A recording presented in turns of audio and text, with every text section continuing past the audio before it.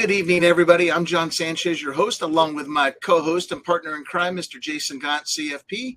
We hope all of you are doing very wonderful tonight, and we have been extremely excited to share with you our webinar tonight. So let me tell you what we're going to be talking about. We're going to be taking you on a one-year journey to one of the best destinations you will ever go to. And that destination, of course, is retirement.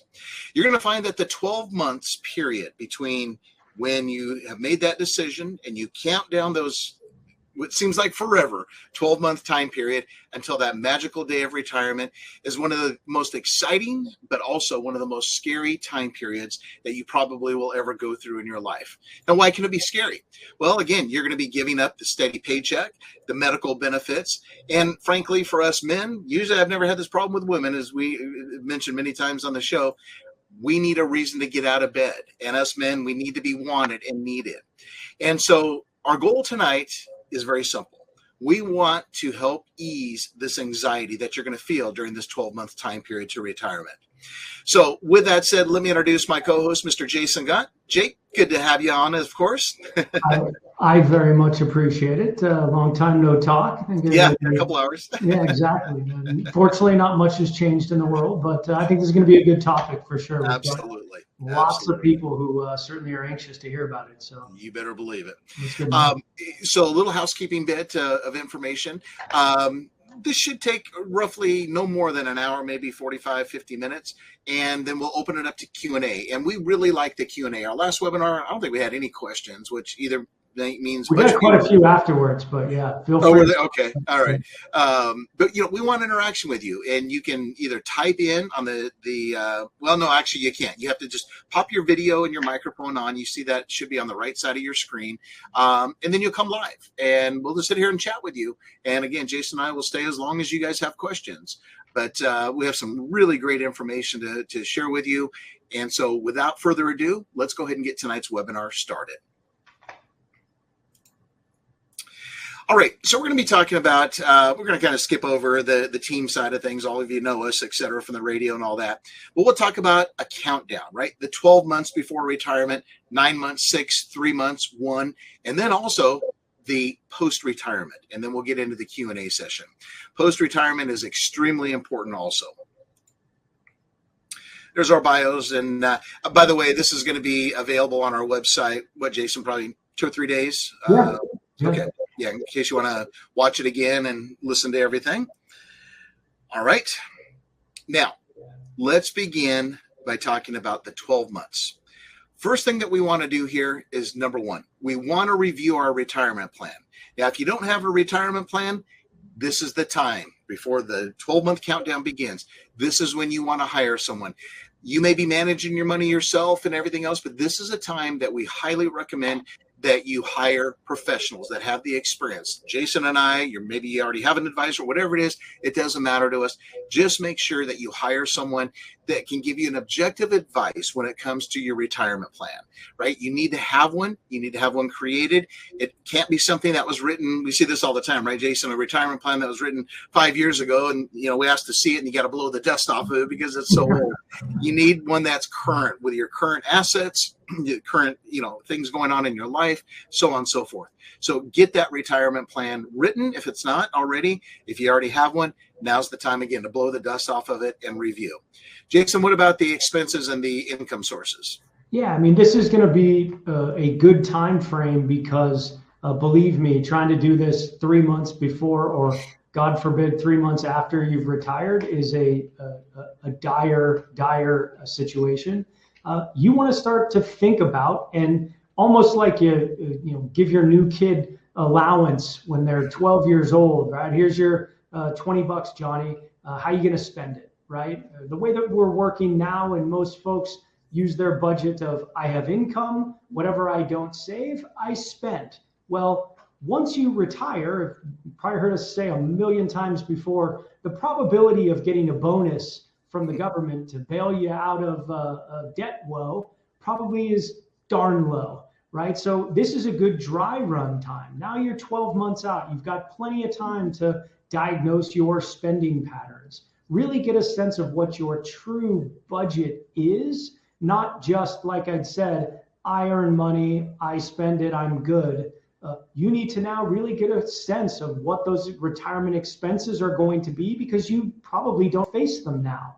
Medicare costs, other potential health needs that you typically aren't thinking about could come up, maybe not the first year or fifth year into retirement, but into the future. What are your income sources?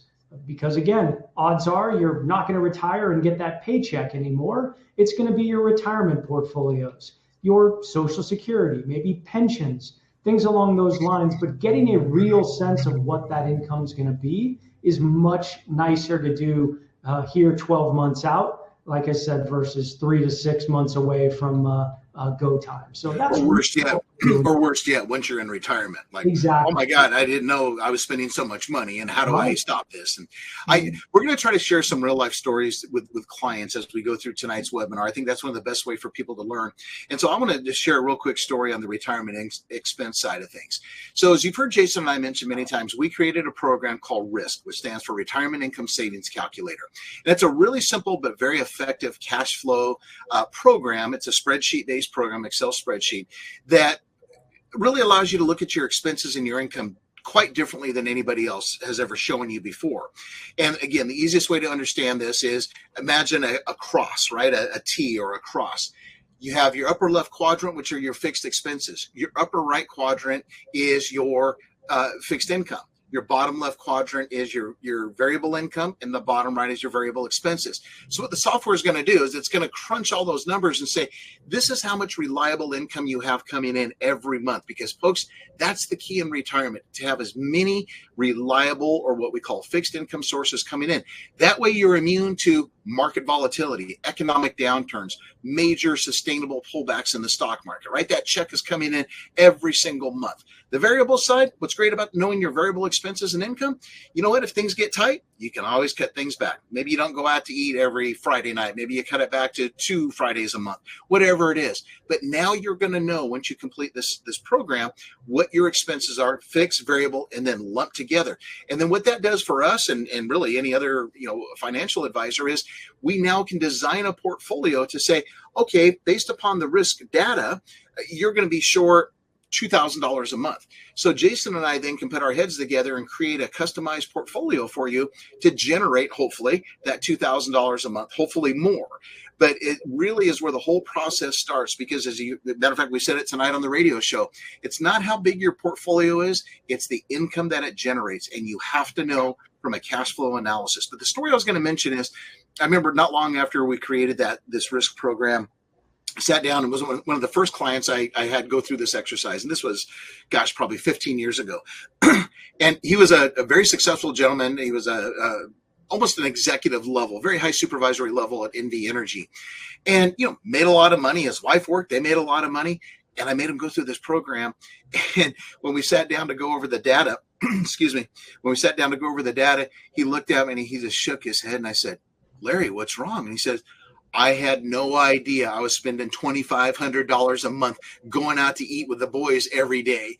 And he's like, thank God I did this program to show, where I'm wasting money. And Jason and I hear this all the time, right, Jay? It's like, oh my God, I didn't know I was spending money here. Or, geez, I've been paying, $500 on a $2,000 credit card bill when I have the cash to pay it off. Those type of things. So it's a real eye-opening experience. Very simple to do, and you can find it. You don't have to become a client to use it. You can find it on our website and just complete it. And again, it should be a very eye-opening experience for you. Yeah, and not to belabor it, right? One of your main roles in retirement is monitoring your budget, right? And I've mentioned that line to John, and he's cringed in the past, hating to hear it, but he knows it's true, right? Yep. That is very important because, as I mentioned, it's tough to make mistakes because it's not easy to claw your way back sometimes once the damage has been done. And phoning a friend oftentimes isn't the solution you're looking for. So this is a good time here, 12 months out, really just assessing the landscape. What's my income going to look like? What does my budget look like? And starting there. Well, one thing I love that you said, Jason, is it's a good test period, right? It's much easier to find out now than when that paycheck stops coming in. So I think that's a great point you bring up. All right, so that's 12 months. So once again, we're going to update our budget based upon your estimated expenses and income, and then consult a financial advisor. Again, I'm not saying this to be prejudiced because that's what we are, but you need an objective third party to kind of give you that 10,000 foot view of what's going on in your life. It's really hard to sit there with your spouse and go, oh, you know what, we're wasting money here, or we need to be saving here, whatever. No, get a third party that's giving you an objective opinion and saying this is what you need to do. And promise you, once you complete our program or anybody else's that's similar to this, you are going to feel an extreme sense of relief. We hear it from every client that goes through this. It's like, oh my God, because when they come to us, they're like, I don't know if I can afford to retire. Right, Jason? That's the number one question you and I get. As soon as they come in the first time, can I afford to retire? We're like, well, we don't know. We got to see what the assets are and the cash flow and everything else. But once they go through this risk program, all that anxiety is gone. And, very rarely, but it does happen, we have to be the bad guys and say, you know what? We're sorry. I know you planned on retiring in the next 12 months, but you know what? We recommend that you work another 2 or 3 years or work diligently to get some debt paid off because it's just not enough positive cash flow every month. So that's what an objective financial advisor is going to do for you when it comes to your cash flow analysis. My role, oftentimes I joke, and clients have heard me say this, that my role is to poke holes in your dreams. I like that. And fortunately, we get to help people achieve them, but at the same time, they need to be scrutinized too to make sure that everything's on track. That's right. All right. Now, there is 12 months. We got to get the financial plan written, analyze our retirement plan, analyze our expenses and budget, and see what our cash flow is going to be. Now, let's move down to our 9-month checklist. The health insurance planning. Are you Medicare eligible? Age 65 is Medicare eligible. If you are Medicare eligible, what benefits are you going to take? Are you going to take D and all the different supplemental Medicare retirement options? If you are, what's it going to cost? So, we don't claim to be Medicare experts. We know a lot about it, but what we typically will do is we will refer our client over to some Medicare experts locally. That's all they do. It is an art in and of itself. And it requires that amount of care, because one thing, Jason, right, we see this all the time. People think, oh, Medicare, I heard my buddy said it's only cost them $180. Well, it depends upon what you get, right? It's like anything else. And, we see many times $400 to $500 a month. Well, guess what? If you were budgeting $180 and it comes out to $500, that's a big shortfall that you may have. And so we want to address that at this point. Sort of common averages, those between 65 and 74 spend about $13,000 a year. That jumps to about $24,000 a year when you're 75 to 85, and then it can be north of $40,000 a year over 85. So those are good, just ballpark numbers to give you a sense, but it very much depends on, very much to John's point, what type of plan you have, what needs that you have that may be non-typical, right? Is Medigap necessary? Normally, I'm not one to push people to government websites, but Medicare.gov is dynamite. I very much, I love what they do. It keeps it simple, very good interactive, quick videos, gives you color. So you understand that window around your age 65 enrollment period, sort of the 3 months before, the 3 months after. That's your enrollment window, and there are penalties involved if you miss it. Yes. If you're not working, so on and so forth. So we won't get too deep into the weeds. We'll certainly do a different webinar at some point specific to this, but Medicare.gov is a great place to get started. And while we're talking about government websites, add to your list there SSA.gov, which is a Social Security website. It's an excellent site. And I want to just give props to our local Social Security office. We hear great things from our clients. They're excellent. You got to make an appointment, of course, but they're excellent to look at your specific situation. So don't hesitate to go to our local office for that. Now, along the lines of Medicare, of course, we have to talk about medical costs. Now, many times clients will want to wait until they're age 65, i.e. Medicare eligible, before they really get serious about retirement planning. And that's up to you. Other times, of course, what happens if you're forced out of your company before the magical age of 65 or you're Medicare eligible? You need to go out and get your own medical insurance. And this is another area where we see absolute sticker shock from clients.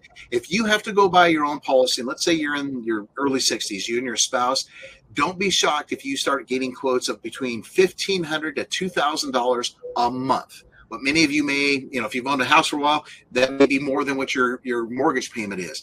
That's just the world that we live in. And of course, it's always changing, always evolving. But, some of the strategies that Jason and I will do when we start talking about cash flow planning, many times we have clients that, they decide to retire. They're tired of the 9-to-5 grind, but yet they're not quite ready to retire. And so we'll talk to them about A, starting a small business, or B, a consulting business. And I just had one of these last week. Jason, one of our clients who works, he's a big executive for one of our local casinos. And we brought this idea up. He went back to the employer and he was shocked that they just about fell over in happiness that he was willing to come back as a consultant 2 or 3 days a week. So now Jason and I's tax strategy mind comes into play. And we said, okay, great. You're going to come back as a 1099 employee, which means that employer doesn't have to pay payroll taxes and workers' comp and all the overhead that's associated with having an employee. You're going to come back as a 1099 independent contractor. What's great for you, Mr. Client, is now you're a business.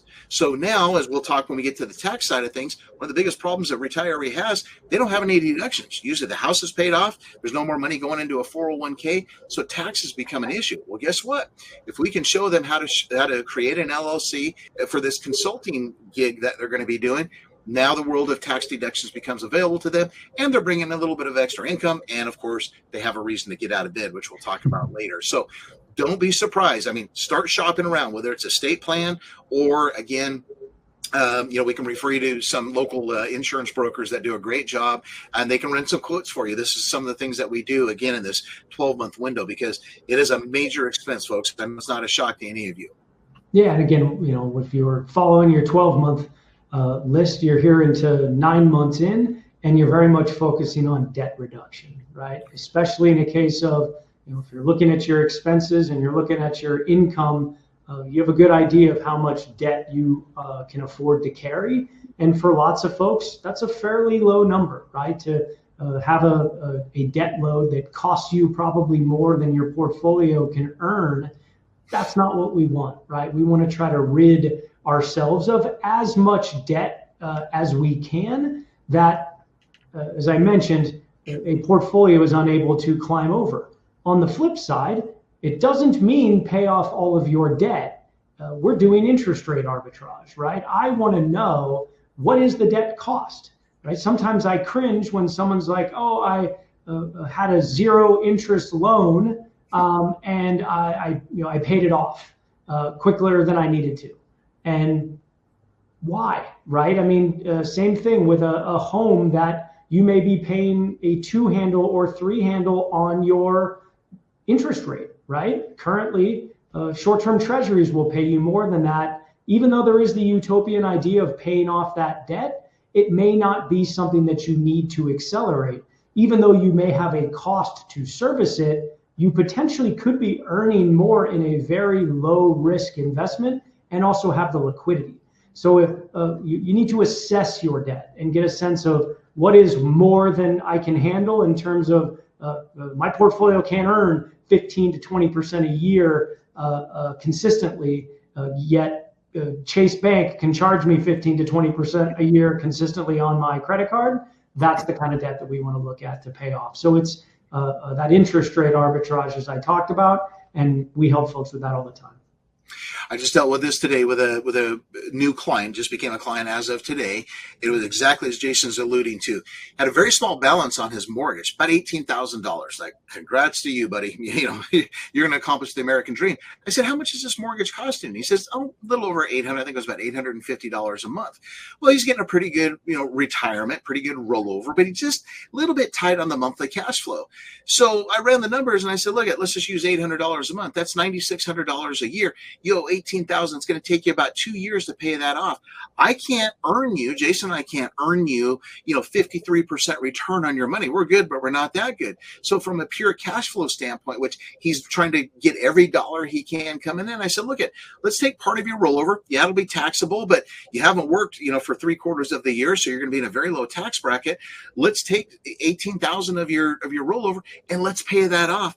And Jason, his eyes, I thought the man was going to cry. He's like, I never thought about that before. I'm going to be debt free. And then I did the same thing on his credit cards because he was paying a lot on those. It was a small balance, about $10,000. So look, let's take $28,000. It's not going to make any difference in your retirement portfolio cash flow, and let's get you out of debt. Again, his eyes start welling up. He's like, I never thought I could be out of debt. But that's what debt reduction and cash flow analysis that Jason and I do. That's what we're talking about. It's all about the income that's coming in. So I love those strategies. And exactly as you said, Jason, sometimes it makes sense to pay down debt. Sometimes it doesn't. And again, this is where an objective third party comes into play. All right, an area that's very near and dear to our hearts is estate planning. And I want to break one misnomer right now. People think when we talk about trusts and that type of thing, oh my God, I need to be a multimillionaire. That could not be the farthest thing from the truth.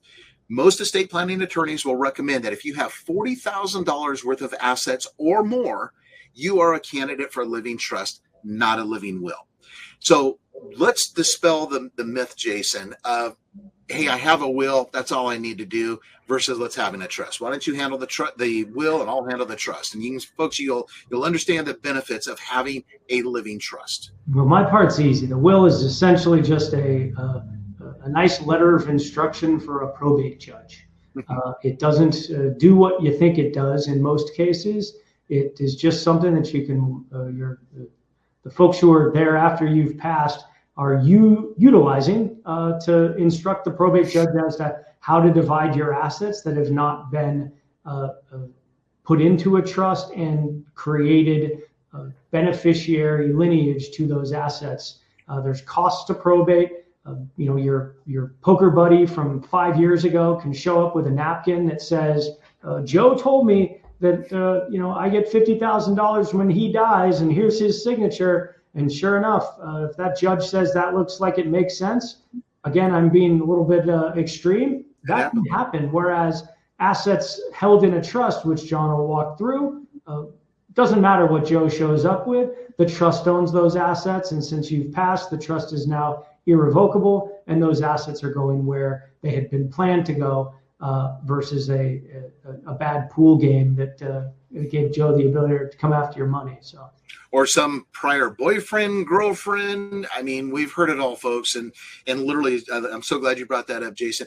Literally, folks, that is a legal binding contract. Writing something on a cocktail napkin and saying, Joe Blow gets $50,000 or $100,000, whatever it is. That is a legal binding contract in the state of Nevada. Don't do that. Now, how do we avoid it? Really simple. We create a living trust. Now, when I say we create it, we don't do it. We have great attorneys that we refer our clients to. We'd love to, if any of you need it, just send us an email and we'll send you our list of professional references. But what a living trust does is it avoids probate. And as Jason said, probate is a dirty, nasty, expensive, open to the public forum that you want to avoid at all costs. It's very expensive. The only people that make money are the attorneys and the court system. You don't want that. And the worst thing that you want is the government, I shouldn't say the government. You don't want a judge determining where your life's work, as far as assets go, where they're going to be distributed. Don't you want to make that decision? And for those of you that may have young children, believe it or not, this also is where the family courts get involved and say, well, guess what? Frank and Sally died in a bad car accident and they've got 3 young children. Who's going to take these, right? Usually it follows lineage. It'll, go to aunts, uncles, et cetera, that type of thing. But, if those aunts and uncles and the rest of the lineage don't want to take those children and raise them, the court's going to make that decision. So now you understand the importance of a living trust. So it's really simple. They're not that expensive, folks. Another big misconception is like, oh my God, it's going to cost me $10,000. Like the attorneys we deal with for a very simple estate plan, Jason, $2,500, $3,000, somewhere around there. And as we always tell people, it will be the absolute best money you will ever spend. Because with a living trust, think of it this way: when you pass away, the trustee or executor that you've named will open up that notebook and say, this is where Frank wanted everything to go. Oh, he wanted his house sold and the proceeds to go to Red Cross, or maybe to a long lost niece, right, that he loved dearly. Whatever it is, you get to dictate while you are alive and of sound faculty of your mind where you want your assets to go. The other thing that a living trust does that a lot of people forget about is it has one of the components is a medical directive, right? Do you want to be on life support? Do you not? Folks, if you die or if you go to a hospital and your wishes are, I don't want to be on life support. I don't want to be a vegetable. guess what? The doctor has a Hippocratic oath. He or she has to fight to keep you alive. They don't know what your wishes are, but when you have a living trust, again, one of the pages in there is the medical directive. And that's where you can say, I want to be on life support. I don't. I want 3 people to make a decision to pull the plug on me. Whatever you want, you get to dictate. And that's the beauty of a living trust. There's no guesswork. It's a legal binding document. Doesn't cost that much to get created. Your assets, if you do get the living trust created, if you use some of the attorneys we refer, I never worry about this, but if you use somebody else, especially if you do it online, which we don't recommend, many times the mistake that Jason and I see is people will spend the money and the time to create a living trust, and then they don't fund it. Fund it means assets that are of title, like a house, a car, a bank account, a brokerage account. They don't ever convert that over under the name of the living trust. So guess what? You may, let's say you have 5 major assets, your house, your car, brokerage account, whatever it is. Let's say you got 5 major assets. Well, one of those, let's say your brokerage account. Oh, you forgot to notify your broker that they have a living trust. So it's no joint tenants, rights, or survivorship, or maybe it's just, a singular name. Guess what? Even though you have a trust, that brokerage account is going to go to probate. Right? So that's called funding the trust. Make sure that everything you have that has a title is retitled under the name of your living trust. It's really simple. It's just, a couple pages of the trust you got to give to the financial institutions, go to the DMV, go to the county recorder, whatever it is. Just get that done. Because if you don't, like I said, even if you have, this is a big misconception, right, Jay? A lot of people think that if I have a living trust, that covers everything. Well, it doesn't. There is a component of a living trust called a moral will, which I call it a fishing net, right? It catches things like, Jason and I have a lot of tools, and you may have a sewing machine, or whatever the case is, things that don't have a title. Again, this kind of puts everything, again, as a fishing net, that it goes into the trust. And so we need to do a seminar or a webinar just because I could go on the importance of it. But this is a great time as you're in this 12-month countdown to make sure your estate plan is in place. The other thing, Jason, let's talk a bit about updating the beneficiaries. We see this as a forgotten item during this 12-month time period. Yeah, and again, with the estate planning here, as John's talking about with the trust, the way to think of it is, does this have an identified beneficiary? Does this asset on the forms that I receive, and whether it's Sanchez Wealth or any of the institutional providers we use, or anyone that you're using with your advisor, they tend to annually send you updates with who are the beneficiaries on the account, contingent beneficiaries, et cetera. If you feel like you haven't seen that, odds are you may have some holes in either you have no identified beneficiaries, or you have an individual account of some kind that hasn't listed any. But as far as IRAs are concerned, and this, I jokingly say this isn't because the government's being nice, it's because they want to get their tax money. But individual retirement accounts, Roth, traditional, SEP, 401ks, anything that is a tax deferred or a tax advantaged plan has beneficiaries. Primary, which means if I pass away, who do I want this money to go to? You could have one, you could have many. It could be a person, it could be an institution, but ultimately you will have primary beneficiaries on these accounts. I recommend, John recommends, take the next step as well and add contingent beneficiaries, which contingents get nothing unless primary is not there. Oftentimes we have our spouse as our primary beneficiary. Oftentimes we travel with our spouse.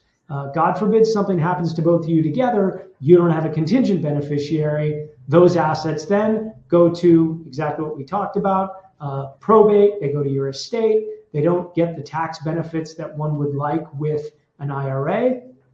Again, discussing clients' stories. We had a client that had spouse as the primary for both of their accounts.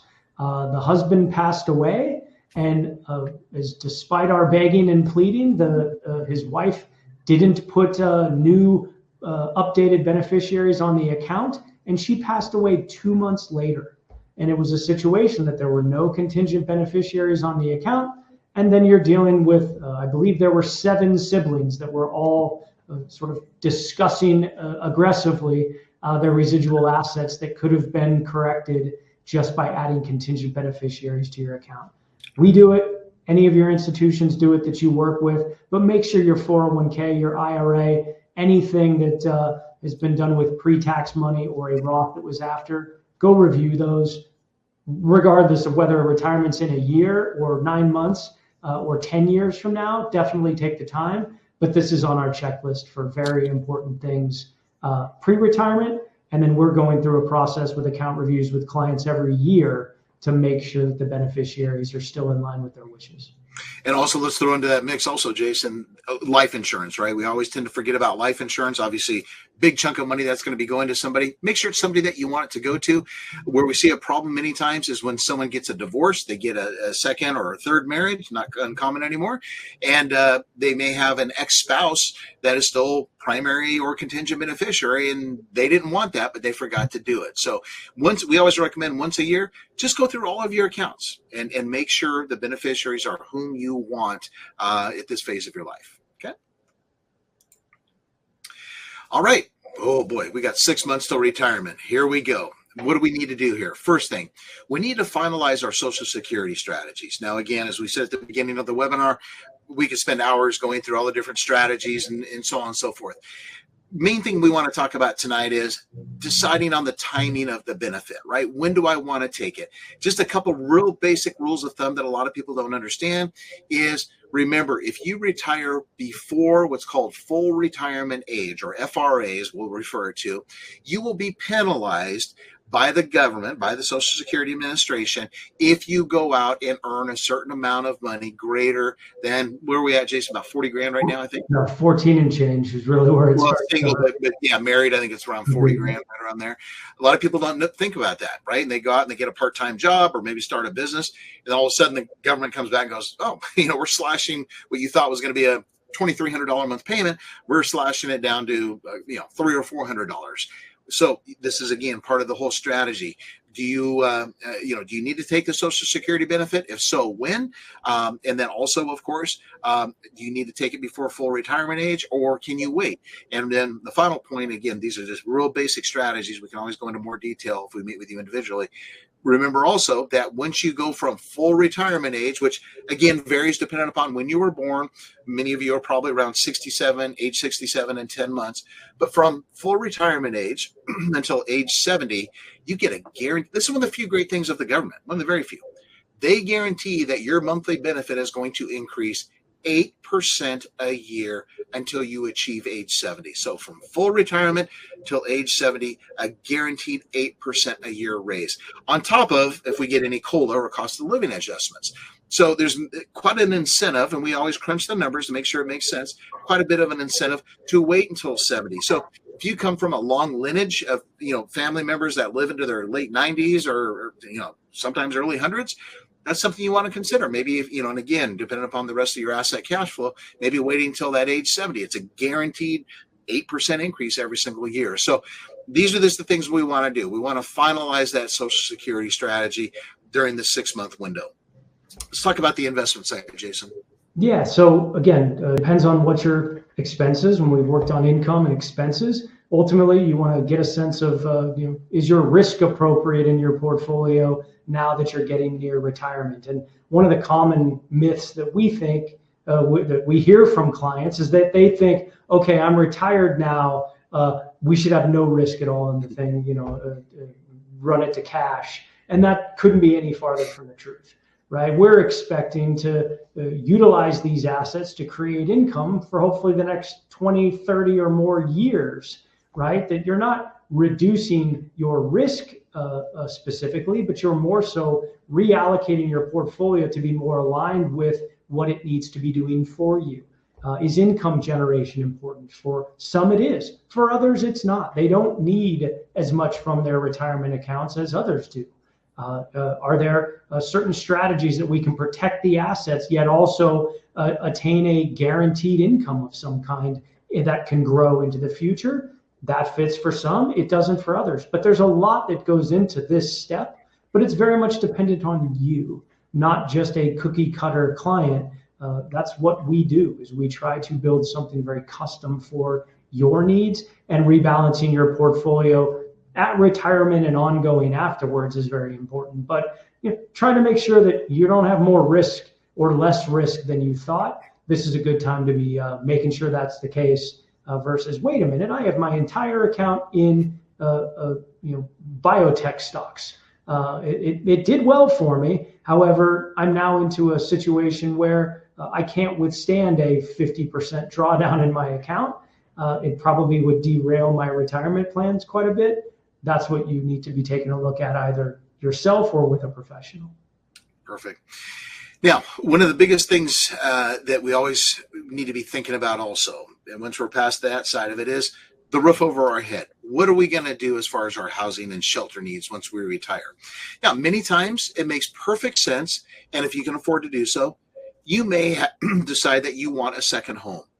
If that is the case, a vacation home or a place you can go live, 6 months out of the year, kind of play the snowbird game, we always recommend that during the 6-month time period, this is the time that you want to get that mortgage. If you're going to go get that mortgage on the second home, do it now while you are working, while you have income coming in. I had a situation with a client a couple years ago. She had multi-millions of dollars with us, and we thought it was a slam dunk for her to go get a second home. Well, I worked diligently for weeks, and actually turned in a couple months, trying to find a mortgage lender that would lend on her. And I said, I wrote letters saying, look, she has X amount of dollars coming in. She has had for years on her portfolio. It's reliable, it's steady, etc. They're like, nope, we can't take that. She doesn't have any income. And you talk about a blow to a person's ego. This woman was furious. So what did I do? I should have done it in the beginning. I referred her over to my dear friend, Dwight Millard. And sure enough, as always, Dwight got the deal done. But that's where it works nowadays, folks. You don't think just because you got, millions of dollars, tucked away in your investment accounts, you can just walk in and get a mortgage. They want to see income coming in. Again, it's much easier to do it when you're still working than when you retire. Now, with that said, it's also a good idea to get that second home if you're going to go that route and get an idea of what those expenses are. I remember the first time that I owned 2 homes, and I was blown away at obviously the additional expenses, but the stress that was related to it. It's a different animal when you have 2 homes. You may say, you know what, I've loved living here in Northern Nevada, but guess what? I'm tired of the cold. I want to move to where we see our clients going, Jason, Arizona, a lot back east, Tennessee, so on and so forth, Florida. Cool. But plan for it. Start thinking about this. Try to get all the balls in motion before you retire, not only from the mortgage standpoint, but also, actually this one we probably could bump into, 2 or 3 years from retirement. So you get that second home if that's what you want to do. Because again, not only is it easier to qualify, but also, do you really like having a second home? Like I said, it's double the expenses and it's stressful, especially if it's another, halfway across the country to travel and go spend time. It's just a good way to test everything out. The final thing is, if you decide, no, we're really content where we live. One thing Jason and I always recommend, we'll refer you over to Dwight or another mortgage professional, and we'll recommend that you get a home equity line of credit. Now, why? Wait a minute. I spent all these years paying off this house and you're telling me to go into debt again? The HELOCs are a phenomenal emergency, rainy day, however you want to phrase it, account, right? So you go get, let's say, a couple $100,000 home equity line of credit. Runs you probably $50 a year to maintain it. But we've had clients that have been beyond grateful when major medical expenses or any type of expense unravels later in their retirement, and they don't have big chunks of money. They don't want to disrupt their investment portfolio, but guess what? They write themselves a check for $20,000 to get those medical bills paid off, or maybe the car died on them and they don't want to go into debt, so they go spend $40,000 or $50,000 buying a home. Whatever it is, it gives you tremendous peace of mind. And same thing, much easier to qualify for the HELOC, even if your house is paid off, when you are working than when you retire. So, those take a little bit of time, at least 60 to 90 days. So that's why we kind of put this in the 6th month. Yeah. Jason, I need a reason to get out of bed, right? This is the one too, when we're talking about trial and error, right? I always wanted to, when I retire, I'm going to play this or do this or play golf. Sometimes it's easier to start these things beforehand. Right? Because a lot of times your mindset changes, right? The costs around some of these hobbies may be higher than you think, right? I, for one, know that golf's expensive because I have to buy sleeves of balls every time I play, right? Those are things that you may not know of prior. And oftentimes finding hobbies pre-retirement are easier, right? People go through some emotional changes that we don't really talk a lot in this presentation, but ironically, it ends up being a pretty big part of retirement, in identifying who am I, right? John mentions all the time on the show and when he's talking to clients, what's going to get me up in the morning? What's going to make me enjoy me, right? And it may be easier to start trying and sampling some of these activities, goals, etc., before that retirement date starts versus entering into something after the fact. Maybe you're more comfortable going to that sewing circle or something along those lines now than you may be 2 to 3 years from now once you're fully in retirement and living that lifestyle. We have a client, been a client for many, many, many years, north of 15 years now. Got an early retirement package from AT&T, and he was thrilled. Got to retire, I think it was about 56, 57. Nice, big, fat, golden, parachute to get out, so on and so forth. And sat down for an account review about 6 months after he retired, and I said, Jeff, how's this going? You enjoying retirement? He goes, I'm miserable. So what are you talking about? You're miserable. And to your point about golf, Jason, he goes, I thought I could go play golf all the time and be with my buddies. But what I found out is because I retired so young, they're still working. And, oh, by the way, there's only, these were his words, I'll never forget it. There's only so much golf I can play.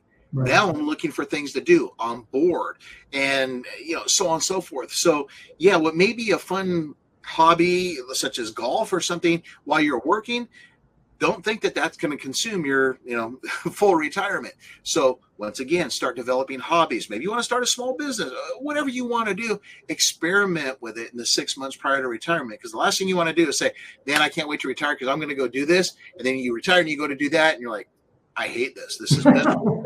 I have nobody to do it with, whatever the case is. So if you notice what Jason and I are saying, a lot of this, 12-month window, a lot of it is experimentation, right? You're trying to experiment and test things out before that actual retirement period happens. Amen. Okay, now we're down to 3 months of retirement, before retirement. Boy, this is when we start getting a lot of phone calls. Hey, do you really think I can afford to retire? Do you really think this is a good idea, or should I work a little bit longer? And especially if we're in volatile market conditions. So what we want to do here, of course, and sometimes people will do this. Other times people are pissed off at their employer, excuse my language, and they will wait till, 30 days or 20 days before they let the employer know. But this is a good time period, about 90 days before you're ready to walk out the door, to let your employer know that, hey, I'm going to retire. They need to know that, especially if you work in a very important position. They need to obviously bring in replacements, or deviate the work to other employees. That casino executive I was talking about, he does something very, very unique for the casino. When he told them, again, they were like, oh my God, yeah, you want to come back? We'll do it because we don't have enough time. And it was actually 90 days from retirement. We don't have enough time to train somebody that can learn, your 35 plus years of industry experience. So, we all know the saying, don't burn any bridges. You may be upset at your employer or whatever the case is, but just be, professional and give them the courtesy of, look, I'm out the door in about, 90 days. And they may try to convince you need to stay longer, or they may go, hey, you know what? We've got, 3 great people behind you. If you want to leave a little bit earlier, you can. You just never know. What about the insurance side of it, Jay? Yeah, insurance is very important. As we've talked about many times, insurance is viewed as gap protection, right? Certainly on the life insurance side, disability insurance side. I often joke and say the purpose for insurance is not, yay, Joe died, I made a bunch of money, right? Ultimately, the reason that you have insurance, be it term, whole, etc., is more so to protect against, oh no, Joe died, how are we going to replace that income in our sort of P&L statement for the family or for a husband and wife. But that is something that you'll want to take a look at. What term insurance do I have? How long is it going to remain? Do I have a whole life policy? Is that the right fit for me now, given the cash that it's accumulated? Right, sort of doing an overview of your insurance policies, and more so reassessing whether they still fit for you. Do we have additional insurance needs that maybe are out there in terms of long-term care insurance? Do you already have a plan? Again, as you're getting close to retirement, I would argue this is probably a long-term care. We should be talking about, mid to late 50s. versus here at, a 65 time period. Again, doesn't mean that everyone's retiring at 65, but at least those are some of the things that at least you're looking at as far as insurance is concerned as you get close to 3 months away. Big mistake a lot of people make also, they think, oh yeah, and when we ask what their insurance coverage is, oh yeah, I've got a $250,000 policy through my work. Majority, and I mean majority, like north of 90% of employer funded, or even if you are paying for that life insurance through your employer, you will lose that the minute you walk out the door. So this is where you want to inquire. Some plans, like I said, there's a small percentage will allow you to basically turn it into a personalized or a personal insurance policy, but the vast majority, they will stop the minute you walk out the door. If you feel, through our consulting or your advisor's consulting, you still need insurance, this is the time you want to go out and buy it, right? But you don't want to walk out the door and think, oh, you're covered with, $500,000, $250,000, whatever it may be.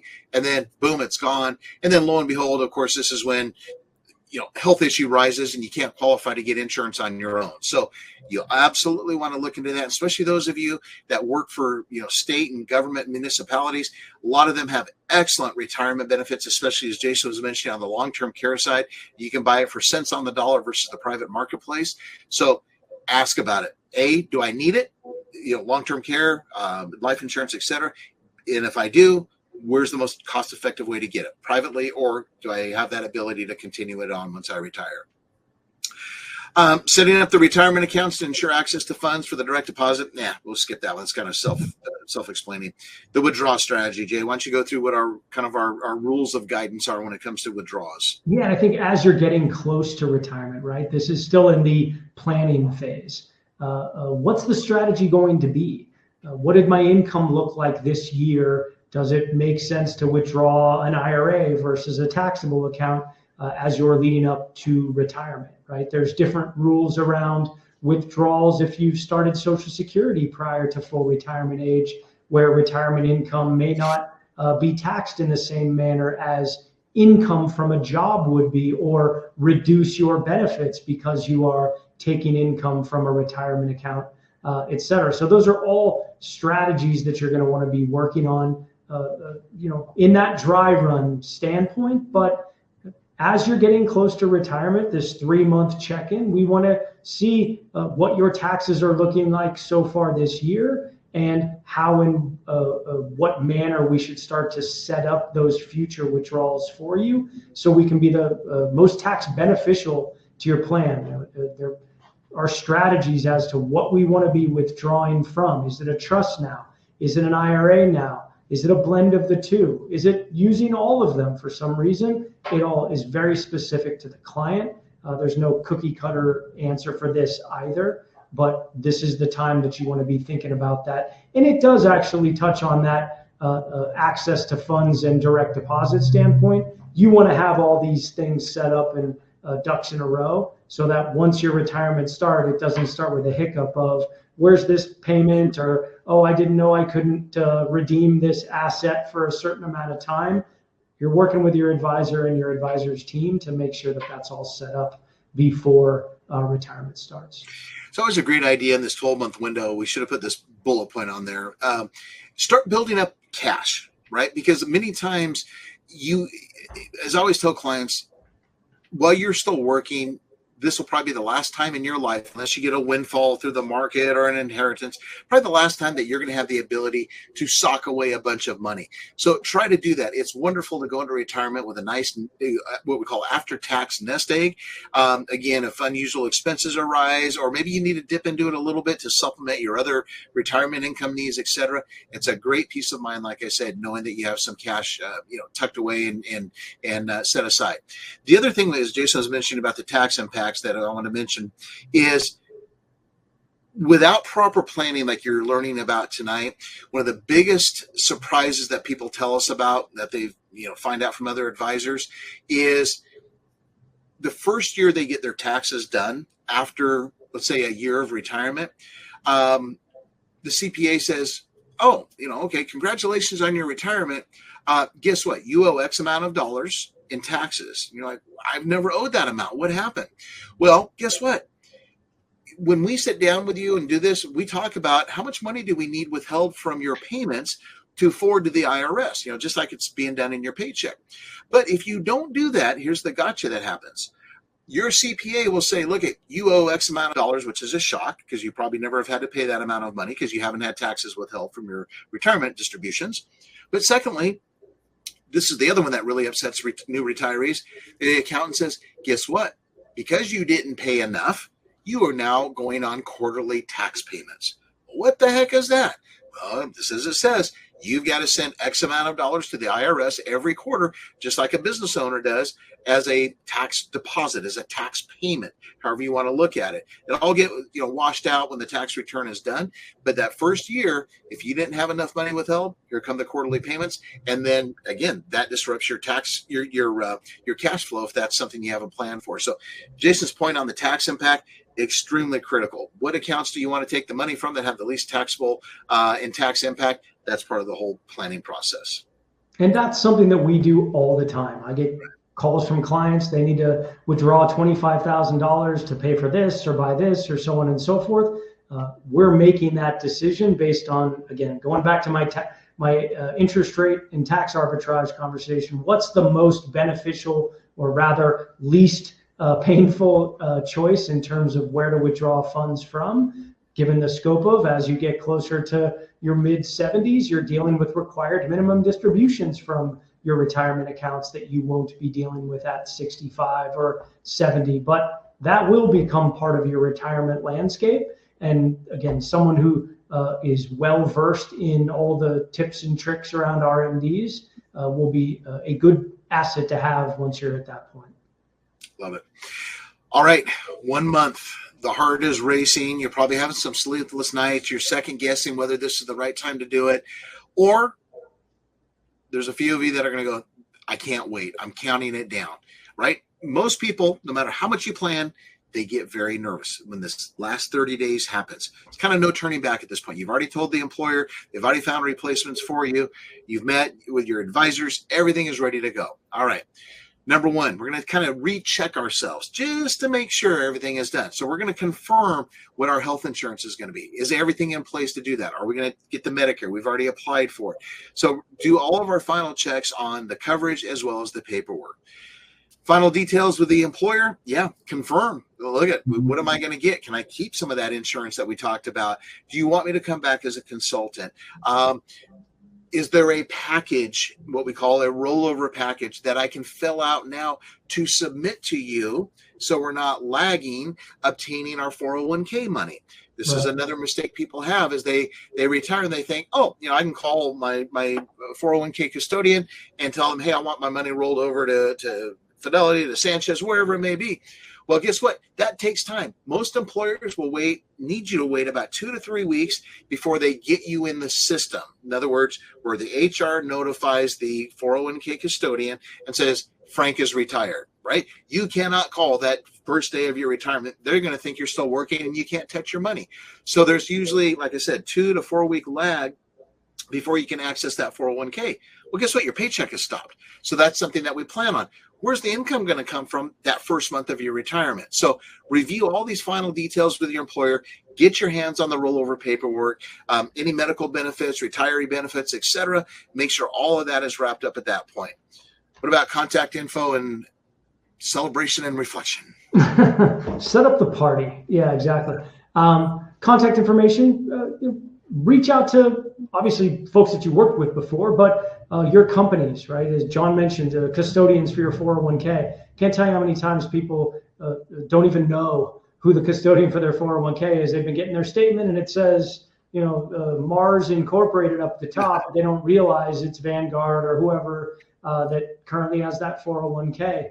Those are things that you want to be making sure that you have all your I's crossed and T's dotted and all that sort of thing as you get close. But I think, this is a list that you'll use for years, potentially. Anytime you need to touch base with that employer, you'll be surprised how often that you do need to go back for, oh, I forgot this, or do you guys have this information for me? You mentioned insurance, some of those items, if they're able to carry over into retirement.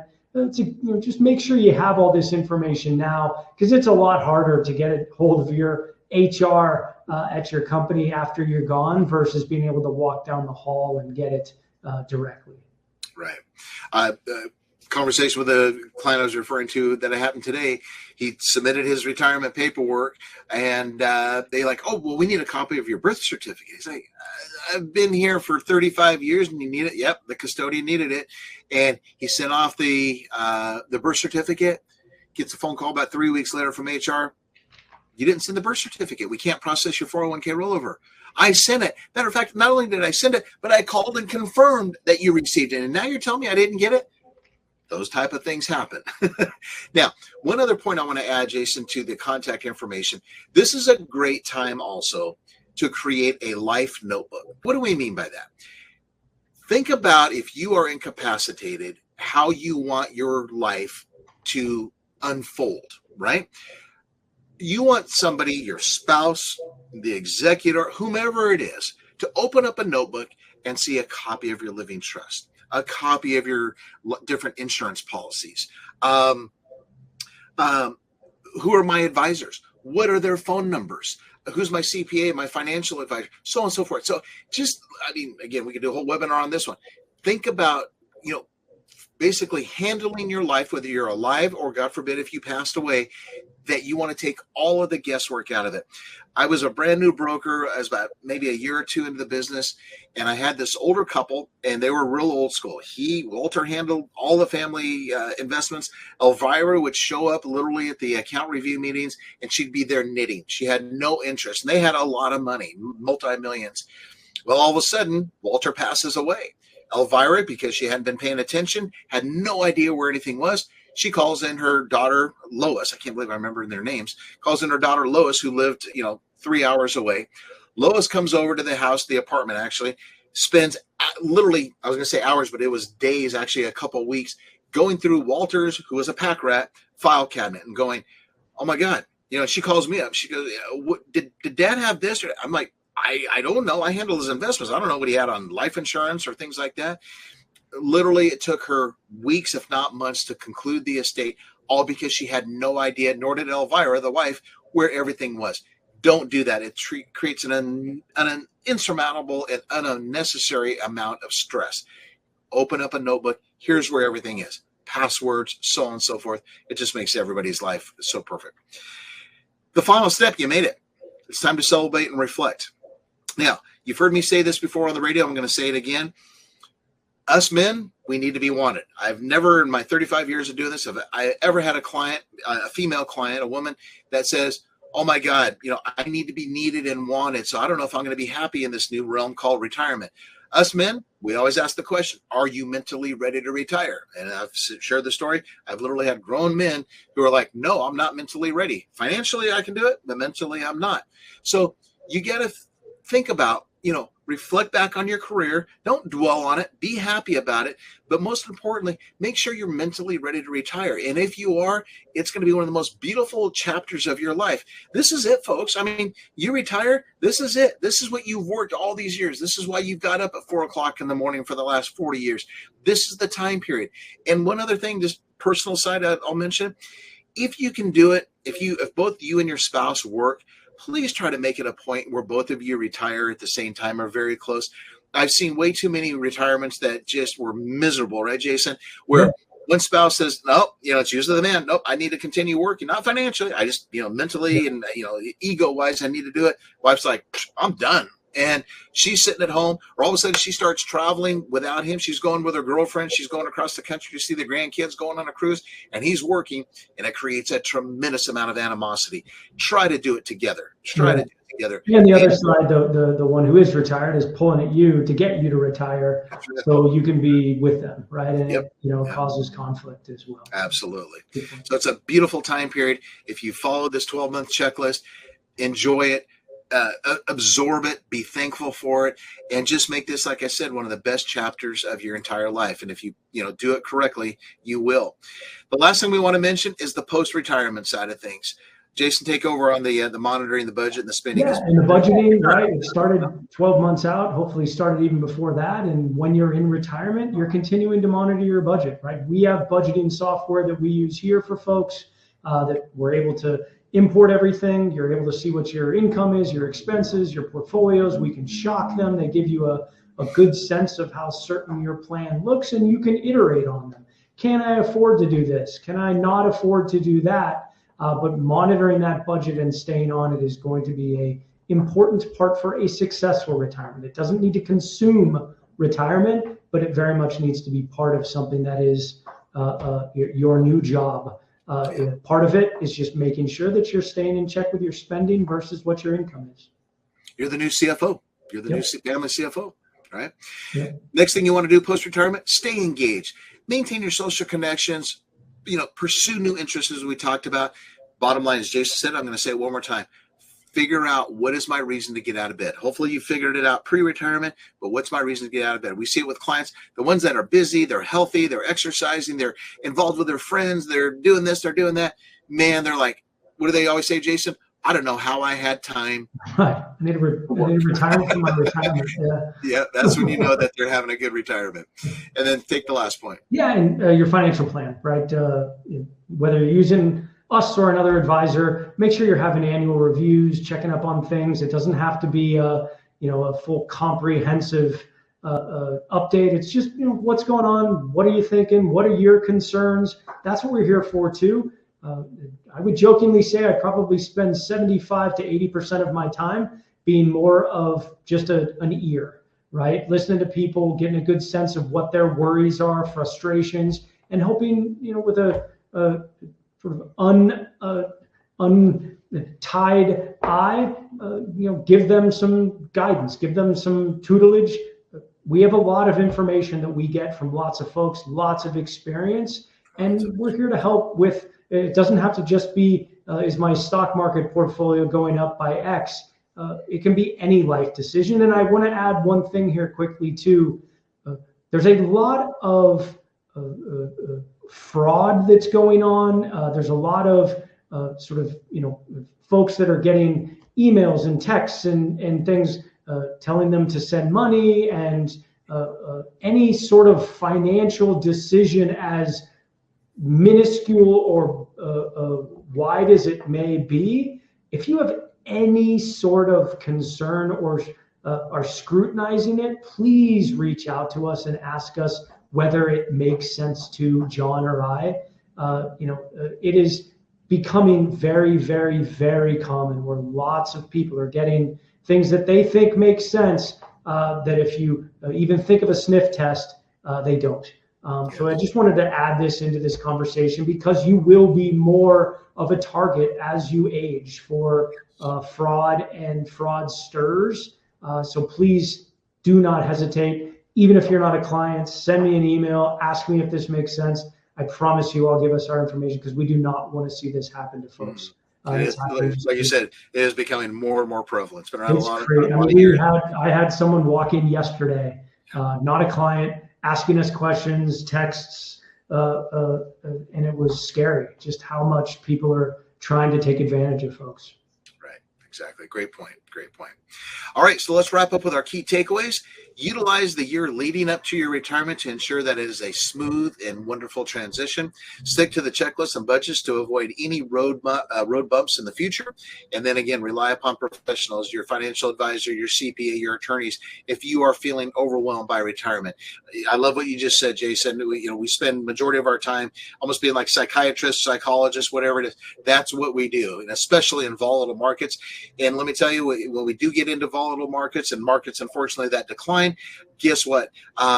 That's when you really need somebody on your team, and we hope that it's us. It's not the purpose of our meeting tonight, but if it is us, we've combined. Jason and I have over 55 years of experience. We've seen a lot of different market conditions, but you're going to find that you are much more sensitive to stock market fluctuations, i.e. declines, when you are retired than when you are working, because again, you don't have that paycheck coming in anymore. But like I said, we prepare for that in our asset allocation, our management, etc. So with that said, we're going to open things up to questions. Let's see. Here we go. Paul, welcome with your question. What can we answer for you? Let's see. Paul, I think you need to probably turn on your microphone or your camera.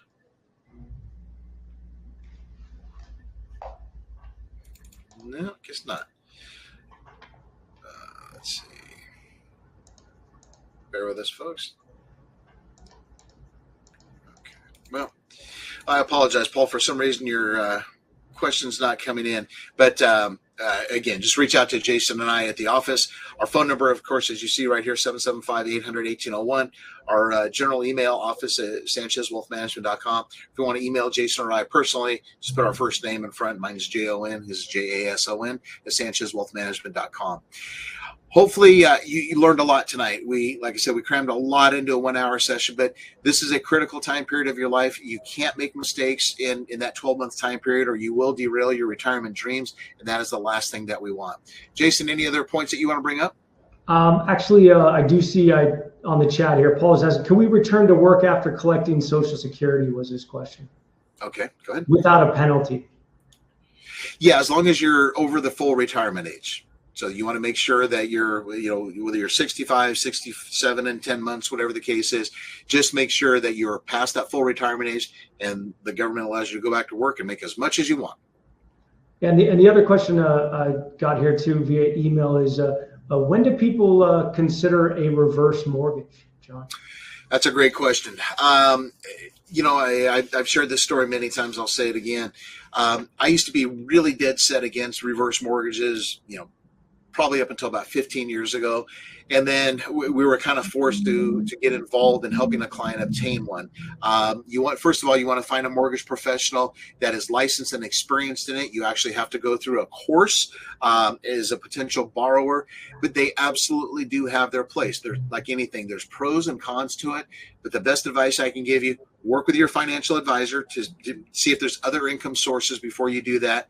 Consult. And I know many of you are going to roll your eyes when I say this, consult with your family members. We have seen many financial advisors get sued. We've seen clients get sued from adult children who think that, part of their inheritance is going to be the equity in your home, but you turned around and got a reverse mortgage.